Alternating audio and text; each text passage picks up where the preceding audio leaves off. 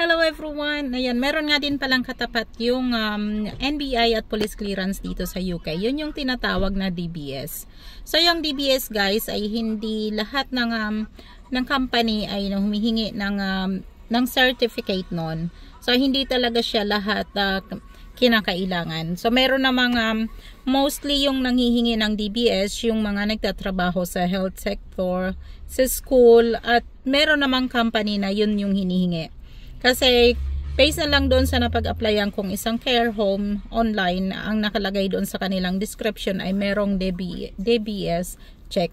So yun yung titingnan yung iyong history, kung meron kang history ng criminals. So doon nila makikita yon. Kumbaga parang sa atin yung parang sa NBI. So hindi naman lahat ng company ay nanghihingi nun, kaya okay naman na ikaw din yung kumuha. Pwede kang magpa-check ng DBS mo para may certificate ka na kaagad sa pag-a-apply mo. Pwede naman yung company ang mag-pa-check para sa iyo. So, depende kasi merong application na makikita mo na kung may DBS ka na, nakalagay naman doon yung yes or no lang. Sa simula pa lang ng application form mo, mayroon na silang pasabi ng ganon. So, alam mo na may DBS check sila. So, syempre aware ka doon. Mas okay na din yun. Pero hindi lahat masasabi ko na merong kailangan noon.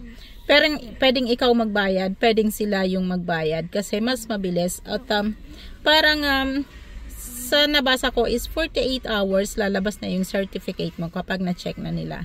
Ilang, thank you so much for watching. See you soon. Bye!